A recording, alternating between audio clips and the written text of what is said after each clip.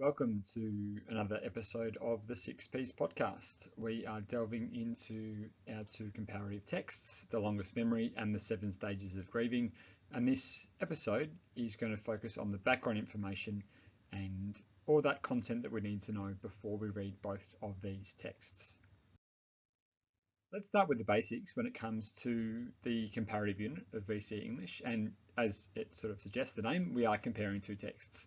It's important to note we are focusing on not just the similarities, but also the differences between the stories, the characters, the themes, as well as, I guess, the way both texts are constructed. And given one is a play and one is a novel, we've got lots to play with there. At the end, we do write an analytical essay to showcase our textual knowledge. And what we want to do is look for unique perspectives and unique examples and avoid relying on comparing the same old characters and themes over and over again. We really, as I said, want to look for our own personal ideas and points of view of the texts. Let's start with The Longest Memory. This is Fred de Gau's first novel. He is from Guyana in South America, and this was published in 1994, and it is a novel. It's told from a number of different perspectives, and each chapter is told from a different character's point of view. What it does is it examines 3 generations of enslaved humans and enslavers and the nature of the relationship they develop. And this is set on a plantation farm where those who are enslaved work for those in power. And there's, as I said, a clear power imbalance at play. Thinking of language and how we write about this text, given that slavery is quite important to the historical narrative, the phrasing we're going to go with is enslaved humans or enslaved person and enslavers rather than the phrase slave and slave owners. And I've got a quote here from a Katie Waldman article from Strait in 2015, and they mention that the heightened delicacy of enslaved person, the men and women it describes are humans first, commodities second, does important work restoring identity and reversing a cascade of institutional denials and obliterations. And that's important. We really do want to treat these individuals as human beings, not simply based on their jobs. Speaking of the setting, we are in 1820s America. This, as I said, is set on a plantation farm in Virginia. Virginia is on the Atlantic Ocean coast, the east coast of America, and it sits on the divide between North and South, which rose to prominence particularly later on in the 1860s during the Civil War, and we'll talk a little bit more about that later on. But it is important to note that in Virginia, they were definitely pro-slavery, and those states to the north of it were anti-slavery. They were part of the abolitionist movement. So it's important to note the historical context of slavery, and I'll try and be as brief as I can, but again, please go and inform yourselves, do more thorough research to ensure you've got a really strong and detailed knowledge of the historical context. But between the 16th century and 19th century, there were over 15 million Africans uprooted from their homelands and forced into slavery in European colonies across America. This is known, I guess, as the Atlantic slave trade or the transatlantic slave trade, and 1.5 million people died on the ships alone. The cruel and inhumane treatment they experienced both on the journey and during their lives was a product of racist beliefs that held African people to be subhuman and therefore beyond the laws of morality. And what is really ironic about this is that in America, particularly 1820s Virginia, it was a very Christian society with strong Christian beliefs. And we talk about Christian beliefs being those of, integrity and honesty and treating people fairly and with respect. And that's definitely not how those who were enslaved were treated.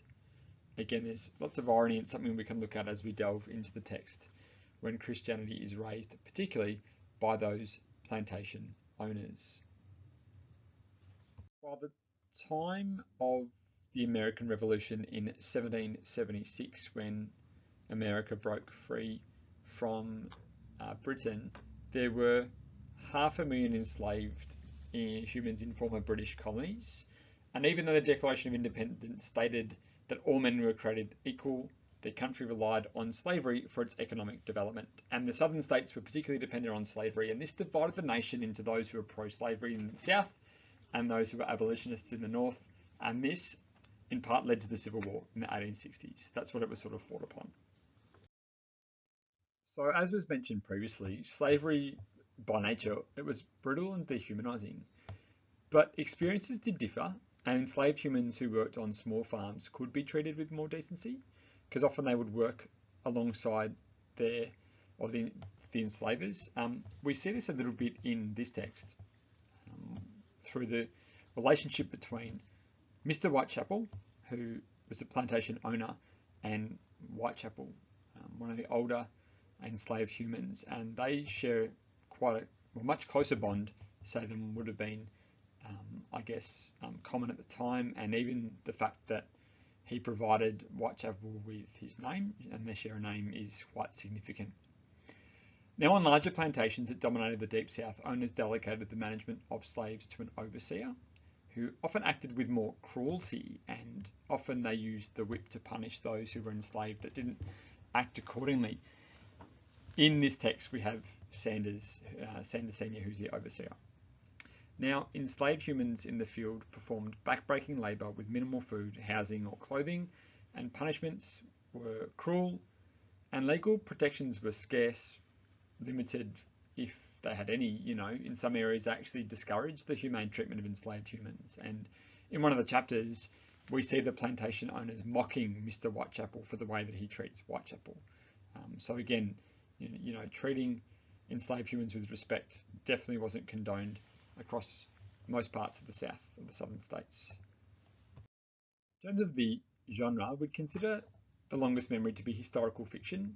It's, I guess, a realistic setting and time period. We're dealing in 1820s Virginia plantation farm, but obviously the characters are fictional and the events are fictional. And in this case, the text surrounds, a young enslaved human who is killed, and the ripple effect that has on those around him, both those who are enslaved and those who are enslavers.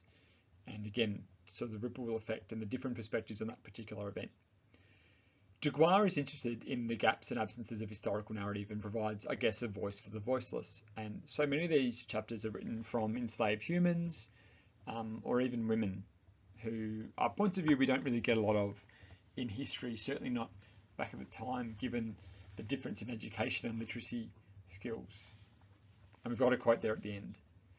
That act of recuperation through narrative and descriptive language, where there is silence, it gives voice. Where there was an absence, it fills in an absence, can also be the job of fiction. And that quote goes to show a little bit of the purpose behind The Longest Memory.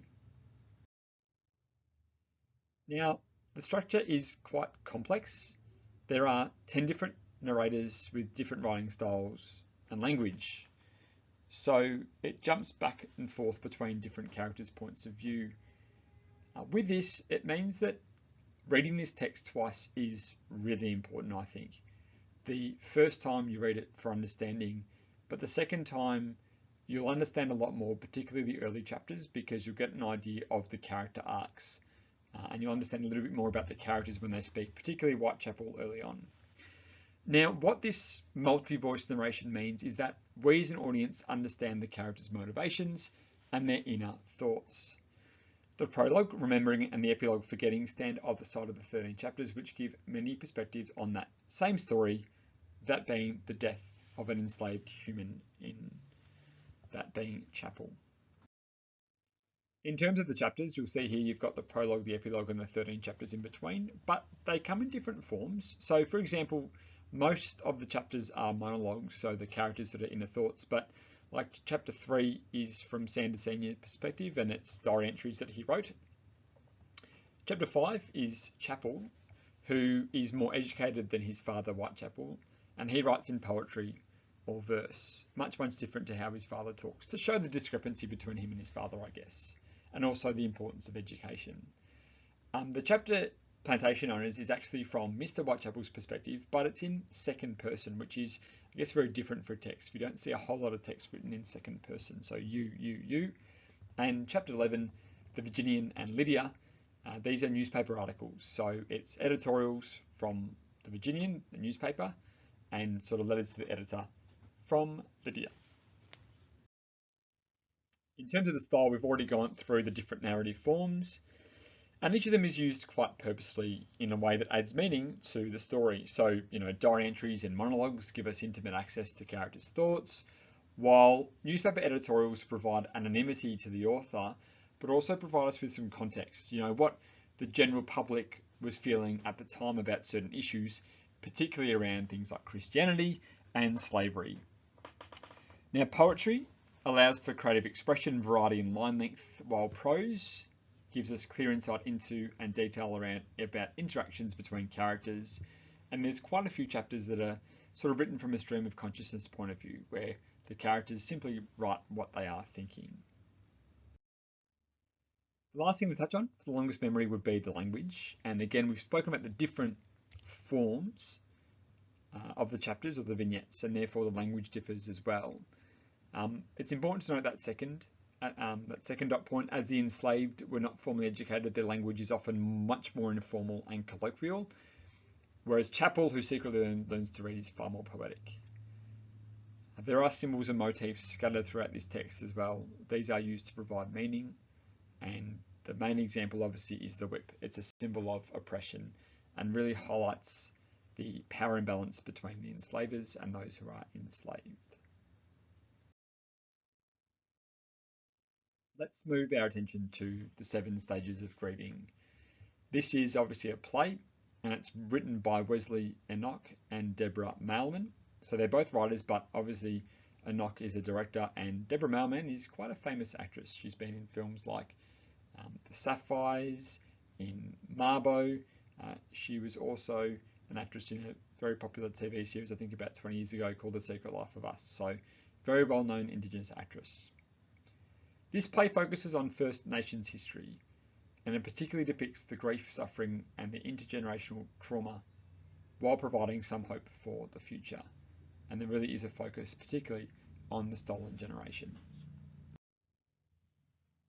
So I'm going to delve into a little bit of First Nations history, but before I begin, it's probably important for me to note that, this is a culture that is 60,000 years old, and it's really hard to condense that into a couple of slides. So I thought I'd pick a couple of years, a couple of moments in time that will provide you with some knowledge on, I guess, the purpose behind the text and the historical context behind the text. But once again, please undertake thorough research to ensure you are fully informed when it comes to Indigenous history. And I guess often talk of Australian history does begin in 1770, when Australia became Crown land and Britain claimed the country to be terra nullius, a land that belonged to no one. At this time, the First Nations population was around 750,000. Now, 18 years later, in 1778, the first fleet landed on Botany Bay in the south of Sydney, and that is often what is, I guess, acknowledged on the 26th of January every year, is the landing of the first fleet.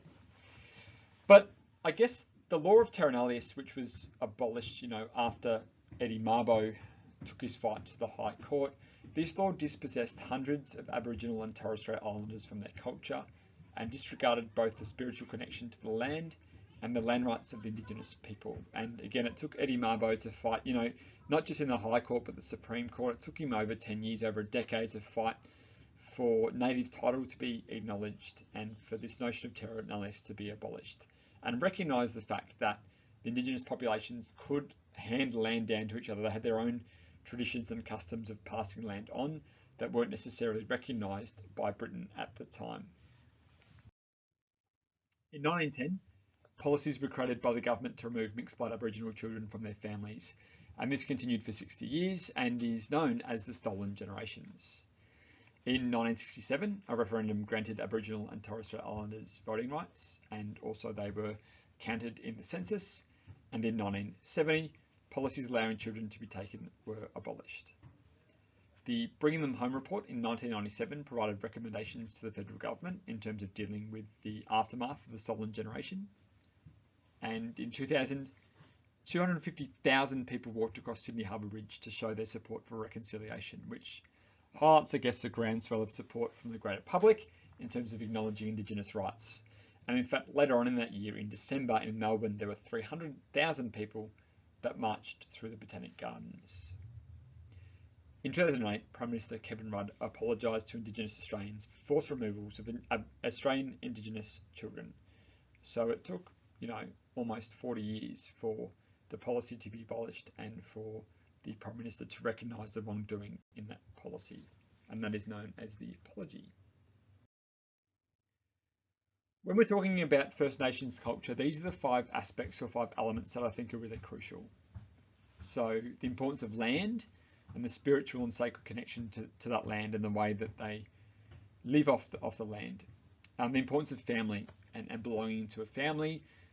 The law, so the kinship systems, the customs and traditions that need to be upheld, the ceremonial rites, such as those that happen with burial, and language. So the importance of language and storytelling and the relationships that are fostered through that language. Now, what's important about these 5 elements are these are 5 things that were taken from members of the stolen generation. They were forcibly removed from their culture and denied these aspects which are so important. And for many of those individuals, they never were able to reconnect with their culture, sadly. So this text is called the 7 Stages of Grieving, and it's, I guess, a bit of an interplay between the 7 phases of Aboriginal history, which are dreaming, invasion, genocide, protection, assimilation, self-determination, and reconciliation, and the 5 Stages of Dying by Elizabeth Kubler-Ross: denial and isolation, anger, bargaining, depression, and acceptance. And on the back of your copy of the 7 Stages of Grieving, you might see how these 2 stages intersect with one another in a really nice visual at the back. Again, it's important to note that this text is called the 7 Stages of Grieving, and grief is an important theme throughout the text. Now, this play has a non-linear structure, so it's not in chronological order. In fact, there are 24 short scenes which you might sort of call vignettes, little snapshots, and as I said, they are quite short. From a time perspective, the scenes take place from between 1788 and the arrival of the First Fleet all the way up to 2000 and the Reconciliation Walk. And in fact, that last chapter, which focuses on that Reconciliation Walk across Sydney Harbour Bridge, was added a couple of years after, given this text was first produced in 1995. I do want you, as you read the text, to consider the placement of the scenes and how they connect to each other, because they've been put together in a deliberate order. Consider the role of grief, suffering, and trauma, and how certain events connect to each other, and how the experiences of these characters are those experienced by a range of members from society, both those who were part of the stolen generation and also their ancestors, and the ripple effect that it has across multiple generations. With the stylistic features of the 7 Stages of Grieving, each scene is given a title, and these provide a bit of information about the content and or the context of the scene. Now, stage directions are really important, and these appear predominantly at the start of each scene, but also in between as well. And what these do is provide additional information about the characters, as well as the setting and the stage. So we might gain a bit of information about the way a character reacts, or what's in the foreground and background, or if there's any special effects that are being used. And again, you can use these as evidence in your writing later on in the unit. Now, the language used is predominantly English, yet there are words in the Kamilaroi Indigenous language scattered throughout, and you will find a glossary for these terms at the back of your copy of the text. And these are really used to sort of add that authenticity and that realism, and again, emphasize the importance of language to many of these characters and continue to uphold and learn the language. Just like the longest memory, there are also props throughout this text, and they are employed for extra meaning. Often, as I said, they're props used on stage. So we've got the ice block that melts throughout the play and is held up by 7 pieces of rope to represent those 7 stages of grieving. We've also got red dirt, we've got a suitcase. There are a range of symbols used throughout the text, again, to emphasize certain messages that the directors and the writers want to provide to the audience. Let's talk about comparing the texts and what different aspects we can compare.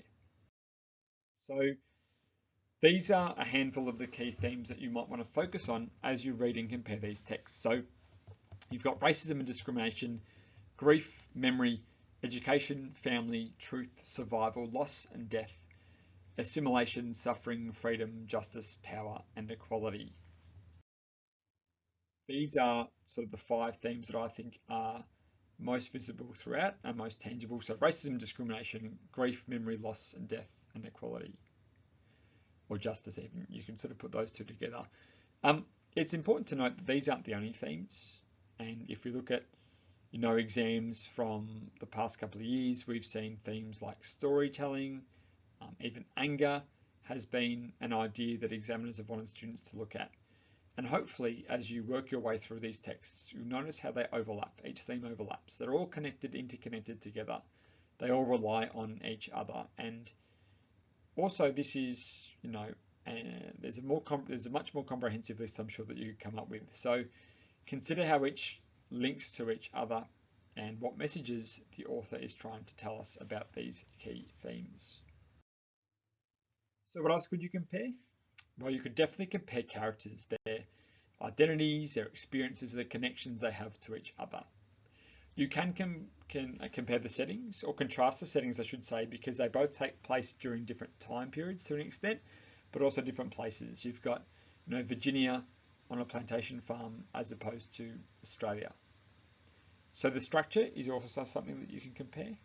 So the order of the events, the different endings, perhaps one text has a more hopeful or optimistic ending than the other one does. Now, the style and language is really important, particularly given that they are different forms. So one is a play, so you'll have stage directions and different language use, whereas one is a novel with different perspectives and different writing styles. The last thing to consider that I really want you to compare is the authorial intent. This is something that you'll definitely want to include in one of your paragraphs of your essays. You want to explore and analyse the messages that the authors are promoting, or even the messages the authors are condemning or challenging. Look at why the authors have written these texts. What's the purpose behind writing these texts? So here are some final tips before you get reading. And the first one, I guess, is to definitely read the text twice. The first time for understanding and a second time to annotate. Please consider the similarities as well as the differences. Sometimes students can tend to focus or, use all their energy up on one or the other. Focus on both to make a more holistic essay. Please undertake further research on the social, cultural, and historical context of the play and the novel. This is just simply a snapshot, but there is so much more that you can learn about both these contexts. And my last piece of advice is to maintain a quotation and example bank. And as you go through, hopefully you'll work out which quotes, which structural and stylistic and language features are flexible, are ones that you can use for a range of different themes.